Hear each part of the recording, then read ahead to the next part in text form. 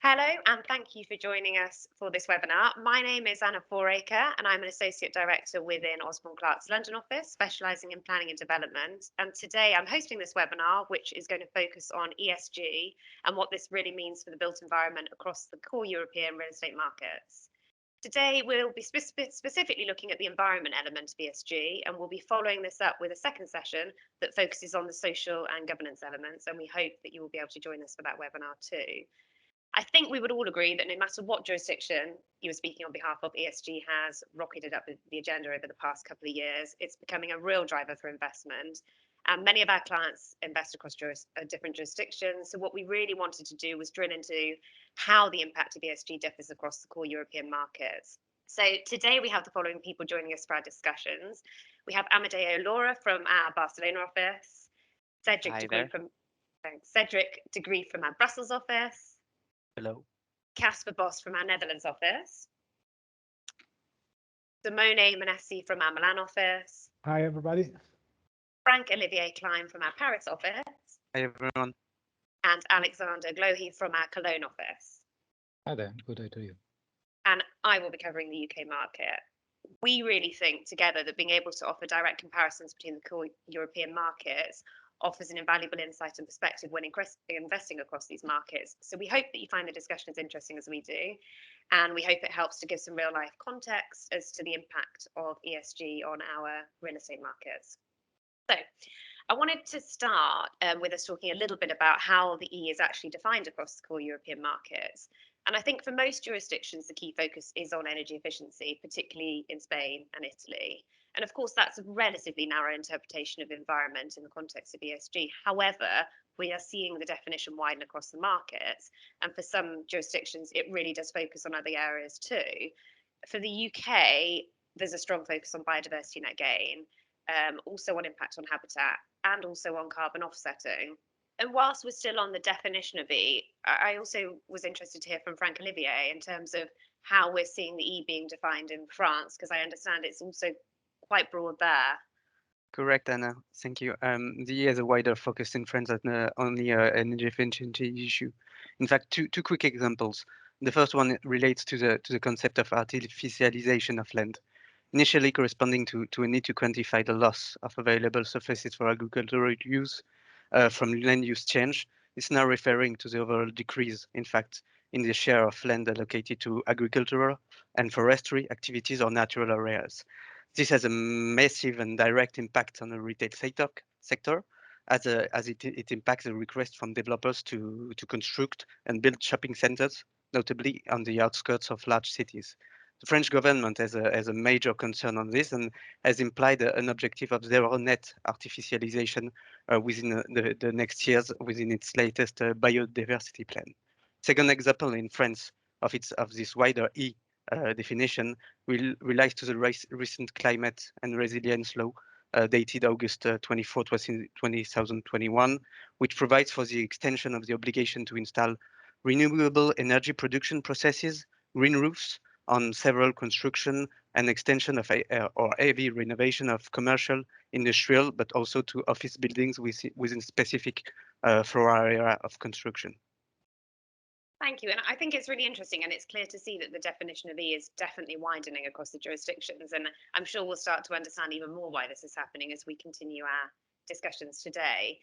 So I wanted to turn now to the main trends that we're seeing. And in terms of the UK, I mentioned earlier that biodiversity features in the definition of E, and linked to this is that there is definitely a trend in the UK surrounding biodiversity. There's lots of talk right now, for example, about tradable environmental credits. So this has come to the forefront with the recent passing of the Environment Bill. As with carbon credits, which control greenhouse gas emissions, biodiversity credits, or bio credits, as we often hear them being called, are a way to effectively finance biodiversity improvements, and they can be measured, tracked, and sold to raise funding, which can then be used as incentives for biodiversity conservation. So that's definitely a trend in the UK. Cedric, I wanted to come to you because I understand that in Belgium, the way that nuclear is being perceived is in fact a trend at the moment. I think that's quite interesting. Yes, indeed. So in Belgium, there's a big debate going on about the Belgian energy mix of the future. So currently, nuclear is about 50% of the electricity production in Belgium, but the government has decided that there will be a nuclear phase out, at least for 5 of the 7 nuclear power plants, but perhaps for all 7. And then the discussion is, of course, how will this capacity be replaced? The goal is to have it long-term replaced by renewables, but in the short term, it might be necessary to have it replaced by gas-fired power plants. Thank you. And Amadeo, in Spain, what are you seeing in terms of trends? Yeah, I would highlight a couple of trends. One would be the certificates, and the other one would be the energy self-sufficient buildings. As for the certificates, obtaining BREEAM and LEED certificates is highly valued in the real estate sector, although they are not legally mandatory, legally required for construction. They're valued as commercial. They have commercial prestige, so often clients of us require them from the contractors, require the obtention of these certificates in their execution of the works agreements or the agreements for the provision of architectural services. These certificates, which are private and voluntary, evaluate the sustainability of buildings based on different criteria such as materials, contamination, water consumption or the efficiency, renewable energies, and afterwards they award a score. There are other certificates such as Verde, which is specifically Spanish, or the WELL certificate, which is more based on the health and well-being. And as for the energy self-sufficient buildings, this is the norm for luxury edifications such as five-star hotels, some four-star hotels, some residence and office buildings. These self-sufficient trend would include solar panels, utilization of water, thermal installation. However, it is interesting to note that this trend is permeating society and is going towards the middle class progressively, but decidedly. And towards less sophisticated constructions. And I would just add one example. In the region of Madrid, the obligation to apply for a works license to install solar panels has been recently eliminated if they are for self-consumption. Okay, thank you. That's interesting, and it's really positive that we're obviously starting to see energy efficiency become higher up on the agenda for more development and not just the very high end. Turning to France and Frank Olivier, my understanding from discussions we've had is that there are growing restrictions and regulations, and actually that's the real trend or one of the real trends in France at the moment. Would you say that's fair to say? Of course, fair to say. One of the main current trends in France is the so-called tertiary decree. It's aiming to reduce the energy consumption of offices and commercial buildings of a floor area of more than 1,000 square meter. In fact, it has two obligations which are set within said decree. The obligation relies on the landlords, but also its occupiers, who shall notify online their actual energy consumption, but also take practical measures to reduce their energy consumption by 40, 50 and 60% in 2030, 2040 and 2050. So it's really a practical and impacting decree. The decree provides for a strict timing to comply with, i.e. The energy consumption amounts and reduction amounts shall be reported by landlords and or occupiers on a dedicated website named Operat at the latest by end of September 2022. And the fact that you have to report in France said energy consumption and measures to reduce your energy consumption is also subject to what is really massive and important to note to various sanctions, i.e. fines, but also a name and shame approach.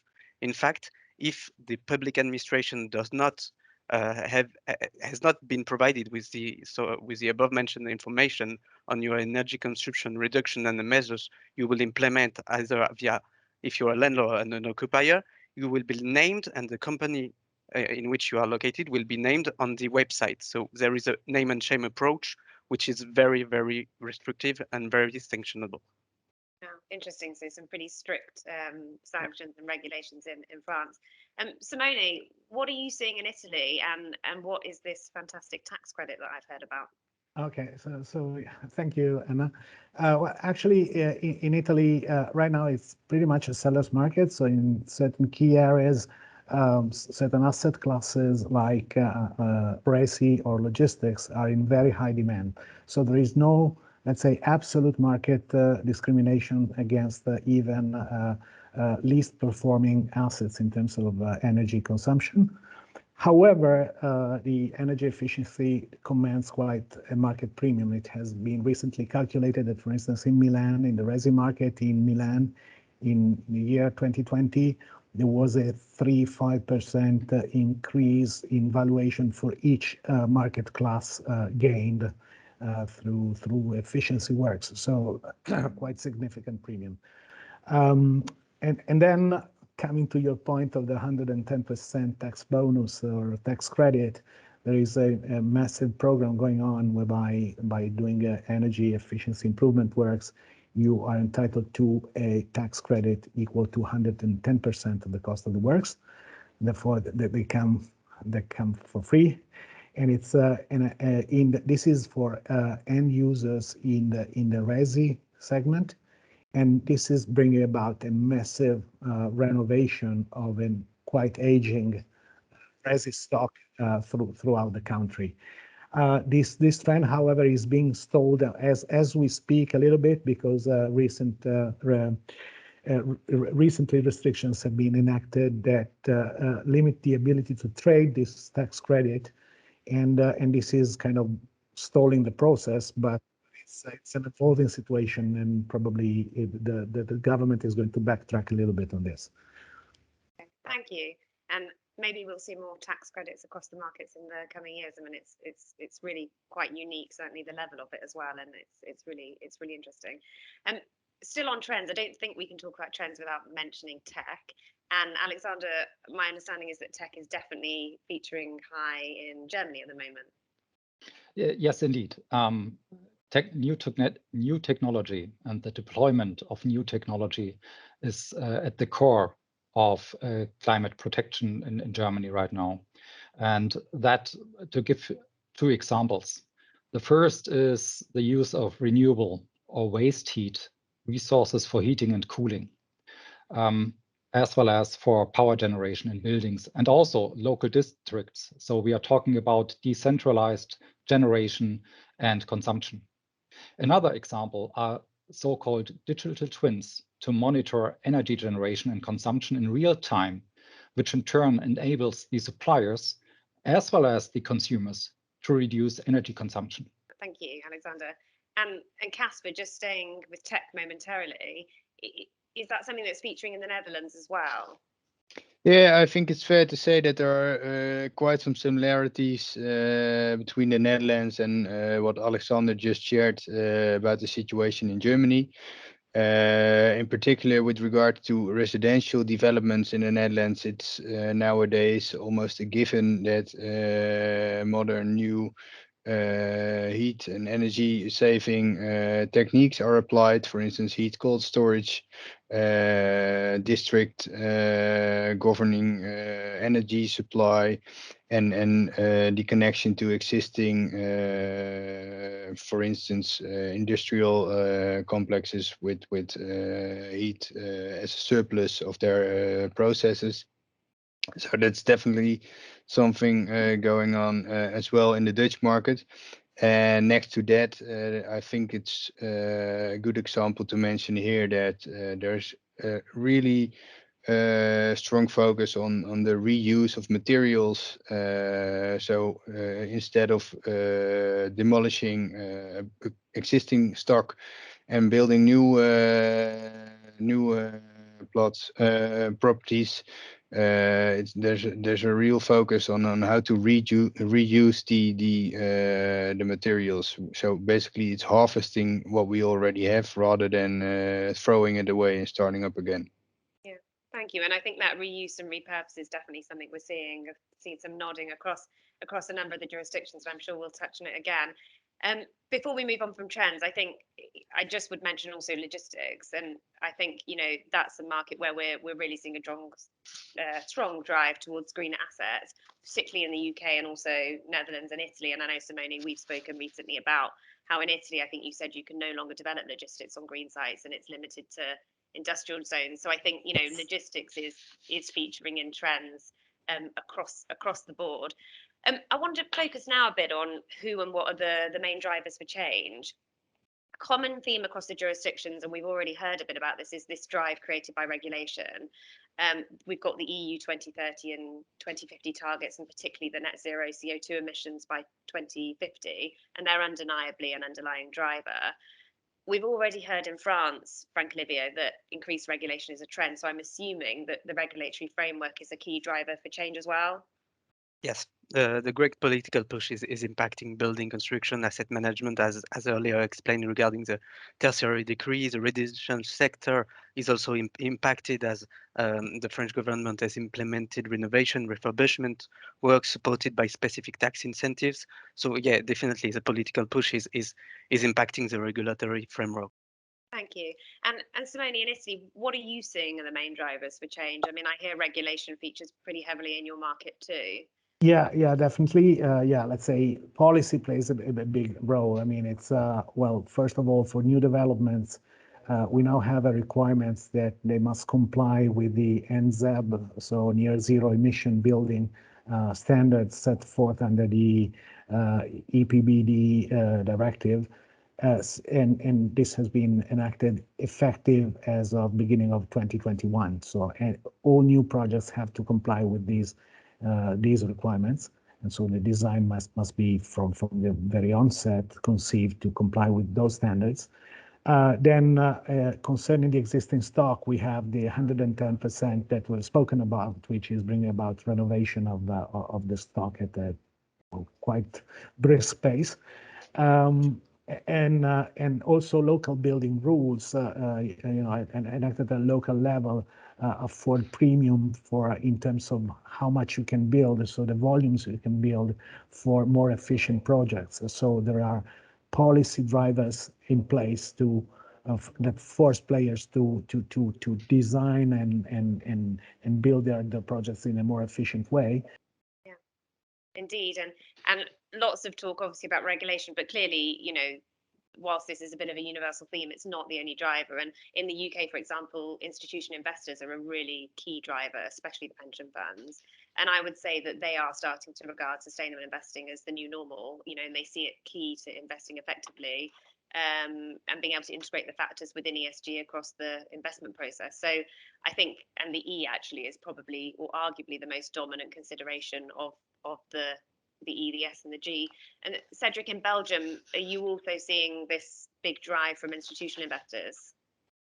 Yes, absolutely. So it has indeed been investors and lessees that have been driving the change, mainly then even sophisticated institutional investors, while now we see it slowly trickling down to the rest of the industry.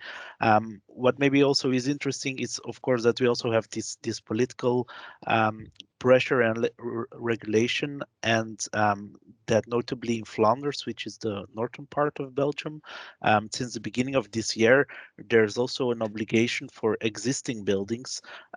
Every time they are sold or a real right is created, for example, a real right to build, that they must be renovated energy efficiently. And the goal of that regulation is, of course, also to have the existing building portfolio ready by 2050 for the climate targets. That's really interesting. And actually on that political push, I know Casper in the Netherlands, there is that strong political will at the moment. And I know there's been a couple of big cases recently that sort of demonstrate that shift. That's true, Anna. I absolutely recognize the picture showed by you for the UK and Cedric for Belgium. That is coming from investors who are driving this change. But in addition to that, in particular in the Netherlands, we have two famous cases. One of them, the Urgenda case, and currently a case with the court against Shell. with the aim to force, in the first case, the Dutch state, and the second one, Shell, to reduce their carbon footprint and take all necessary measures to protect the environment.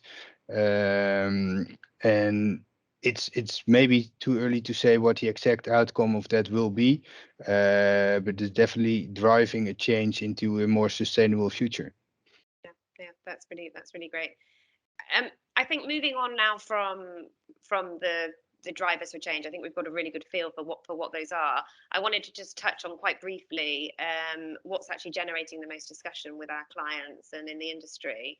And I think, you know, in terms of commonalities across the core real estate markets, there's lots of discussion about using greener materials, about clients needing to comply with regulations. And actually, we're seeing, particularly in the UK, there's a lot of issues around that because there's a lack of clarity on this for many clients. So clients are struggling a little on this side, which is where obviously we're trying to help them navigate their way.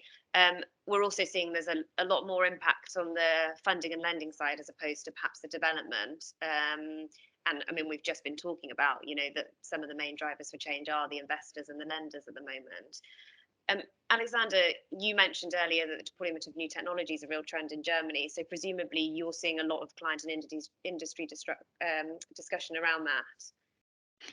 Yes, we do. And I'd like to give one example. We have a client who is developing a project consisting of several buildings with more than 100 rental flats. As many as possible, or as many sustainable technologies as possible, shall be used as kind of part of a field test. At the same time, the local municipality wants to cap the heating costs the tenants have to bear. This, unfortunately, however, leads to a situation that the landlord who is doing all the investment will not be able to recover this investment. Thus, we are talking about balancing the economic viability of using new technologies with the concern of rising costs of rent and incidental costs such as costs for heating.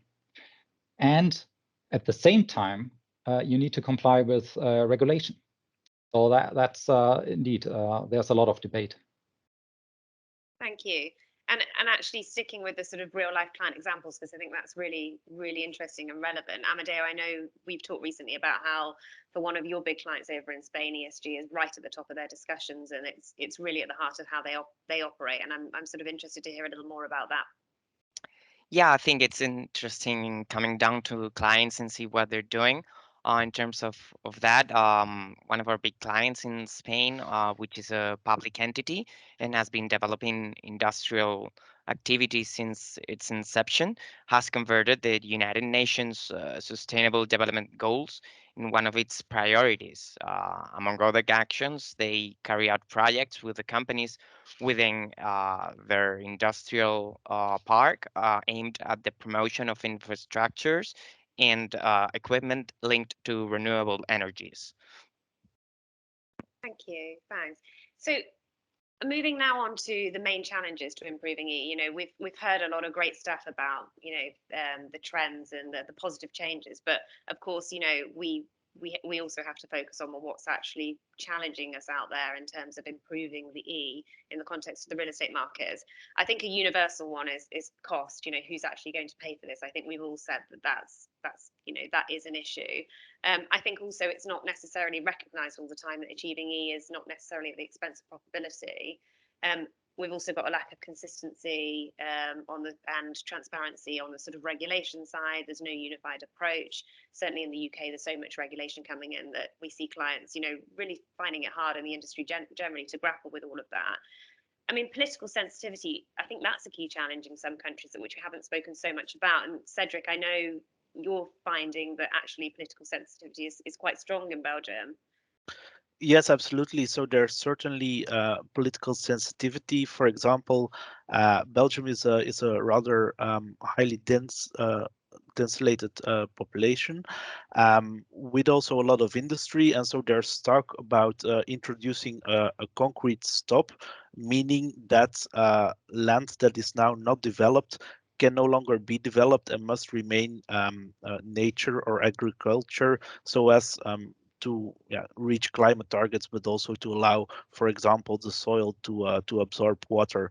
And so that's a very difficult debate, because obviously that means that certain parties or investors who have bought land with the idea to develop it will now see it faced of being requalified as nature. So there's a heavy political debate going on in Belgium as to how to solve this. The likely solution, it came out today, really today, in the newspaper, is that some kind of fund will be created by the government to compensate the landowners who will lose value for their plot due to the requalification due to the concrete stop. But it's certainly something that will go on for a few months or perhaps years before we have a final political solution there.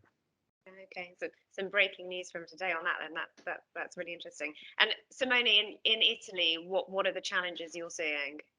Probably the main one is the age of our building stock. I mean, it's many of our buildings have been built in, well, some are really ancient, like the Colosseum, but many of them have been built in the 70s, 60s, 50s, and therefore it is sometimes very difficult to perform works to improve their energy efficiency in a cost-efficient manner. So there are technical challenges there that are quite daunting sometimes, and then for the buildings of historical or architectural value, I mean, many of them are concentrated in the city centers and are subject to heritage restrictions, which severely limit the nature and type of works that you can do to improve their energy efficiency, or even structural soundness, seismic ability to withstand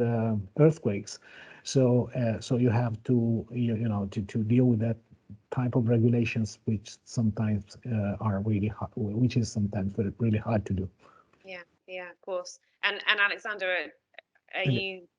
Sorry, Simone, were you? Yeah, and I guess I was hearing that Germany has pretty much the same problems. That was my exact point. I was just going to say, I hear that you have very similar issues in Germany, Alexander. We have similar issues, and to take it one step further, or to discuss another point, I mean, there are older buildings, and now considering the push forward to more rooftop photovoltaic installations and the like, you always will have to consider whether the rooftop itself can support any such additional weight. I mean, no problem for the Colosseum because there's no roof, but what do you do with your old palaces or whatever? I mean, that's one issue. The other one is, and you mentioned that, Anna, already, unfortunately, regulation is not always fit for purpose. Yeah, very true. I think that's probably something that lots of the countries here are seeing and are grappling with at the moment. Amadeo, I think just finishing up on this challenges sort of section before we move on to our sort of closing thoughts. What are you seeing in Spain as being the major challenge? Yeah, I would say that one of the major challenges in the real estate industry in Spain would be, particularly for investors and developers, would be to make the sustainability goal the standard instead of a specialty. That would be definitely something that should be considered a challenge. Thank you. Thanks. I mean, as you said, I mean, we could talk all day, I think, on these topics. There is so much to say, but, just to sort of close off on our thoughts, we've explored what the E means and what we're seeing in terms of what's happening across our markets. And I thought it'd just be fitting to close with a few thoughts on the direction of travel. Our countries are clearly all inevitably at different stages in terms of how the E is impacting the real estate markets. But I'm aware we're definitely seeing some real tangible changes now, which are going to have a significant impact on our real estate investment and development. And frankly, Livia, perhaps you could just tell us to sort of close off on all of this about how that's actually manifesting itself in France right now in terms of what's to come and what's happening now. What's to come in France is a major consideration on the resi sector. In fact, the climate and resilience law mentioned earlier has implemented several adjustments to a technical document being the energy performance diagnosis. This is a technical document mandatory for any subletting sale of a real estate asset, summarizing, in fact, the property's energy performance on a scale from A to G. A being a performant low consumption asset, and G a very high consumption asset. And this regulation has a very clear objective, which is to fight against the thermal flows heat sink, being assets energy performance classified as F or G. In fact, the law sends a rent freeze period as from August 2022 for F or G classified assets, and prohibits from renting, not selling, for instance, for now, I would say, but prohibits from renting as from 1st of January 2025, F classified assets, then E, then G, and it's really a massive and hot and future hot topic for the resi sector. Sorry. Okay, no, that's interesting. There's obviously a lot going on, and Simone, as a final thought, what, are you seeing Italy moving in this direction too? Yeah, actually, there are a lot of question marks as to where especially the EU regulation is heading to.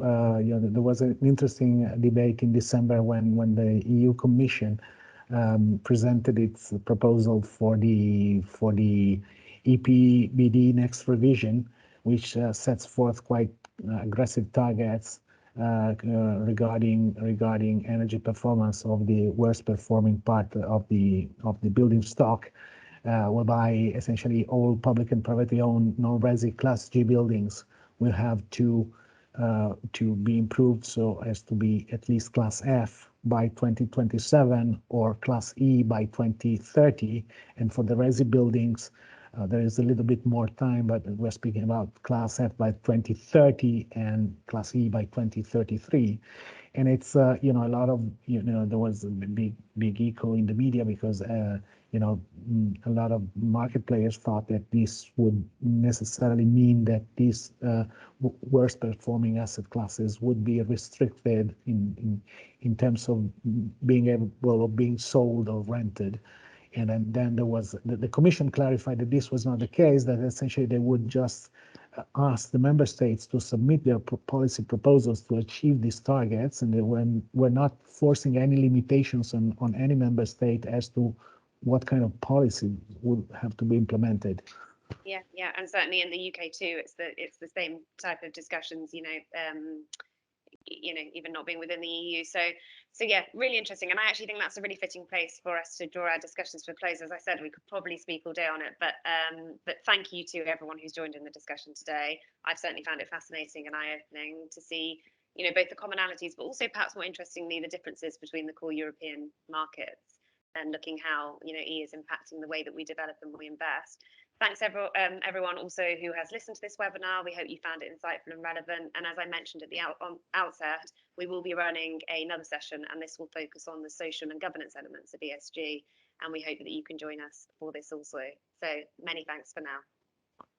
Thank you. Bye. Thank you. Thank you.